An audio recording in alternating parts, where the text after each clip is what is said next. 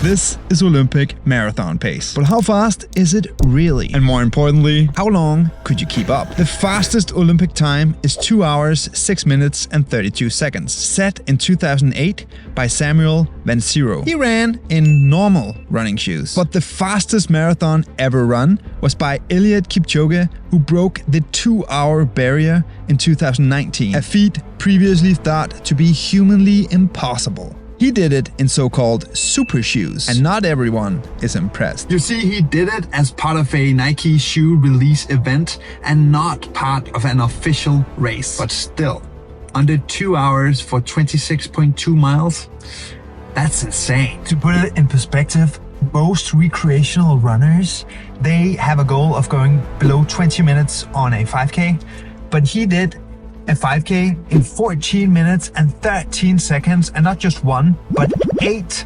back-to-back, and then some. I mean, I'd say that if you can just do one 5K in that pace, then you're in pretty amazing shape. So to understand just how fast it is, I thought it would be fun to see for how long that I could keep up in that pace. But I also want to know what difference the shoes make. So I'm going to try to run the 2-hour marathon pace in 2 different types of shoes. The Nike Zoom Fly 5, which cost me $149, and the top model from Nike that a lot of the Olympic marathoners race in, the Nike Alpha Fly. That is actually the evolution of the original shoe that Kipchoge ran in 2019. And we are going to see if it's actually worth it, or if I just wasted $400. Start off by running in the Zoom Flies. To keep this test as close to reality as possible, I'm gonna be taking my time every 100 meters. So at these lines on the track. So I need to be running around 250 per kilometer, and that's around 17 seconds every 100 meters. But before we get to that, we gotta do some warm-up, man. All right, so I'm going to do a 2-mile warm-up with some strides, a bit of drills, ending off with a bit of pace work, like 50 meters or so, and then gonna get to it. For some context, I am 193 centimeters tall and I weigh around 80 kilograms. And in the shape I'm in right now, I could probably do a 5K in around 16 minutes. I just completed a half marathon in 1:20. I don't think I can drag it out any longer. This is gonna be so hard. Now, I don't have one single fast twitch muscle fiber in my body. So my hope is to just be able to keep this up for 1 kilometer. If I can do that, then it's pretty cool that I could say that I could keep up with the Olympic runners for 1 kilometer.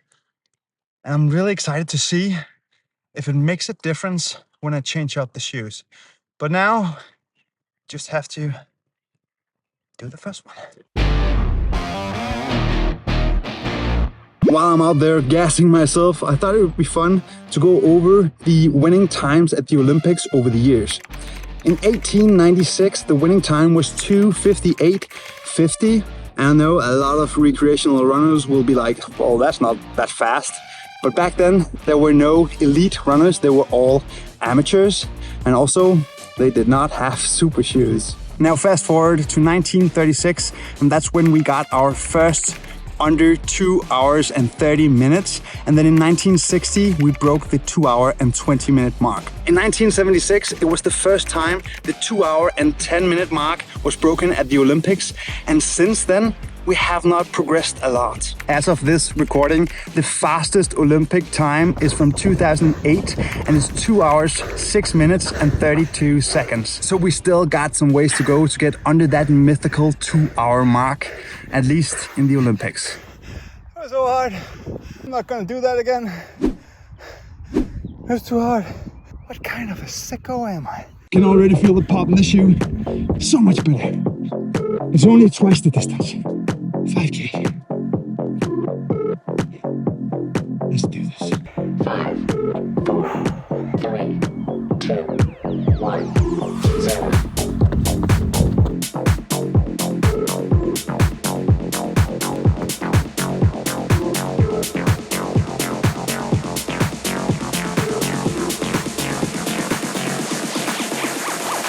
Now I just want to quickly go over how I felt in these shoes compared to the other ones while you just slowly watch me die.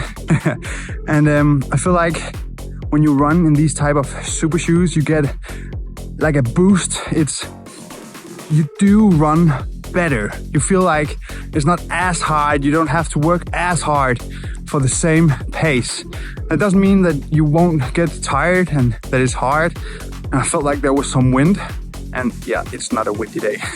But as I sort of got beyond that 400 meter mark, I really felt that I started to slow down and it was harder, and it felt like the pop was not as good anymore. And I could feel that it was because of my running form, so that my cadence was slowing down. And that's when I know that my heart rate is going up and I don't got much time left.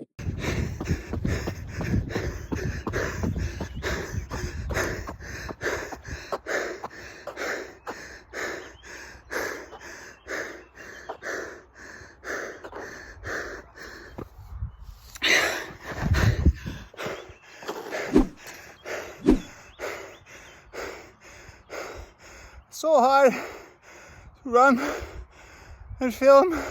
Man, the Olympic runners, they run so fast. It's insane. If you want to know exactly how they train to get that fast, you should check out this video next.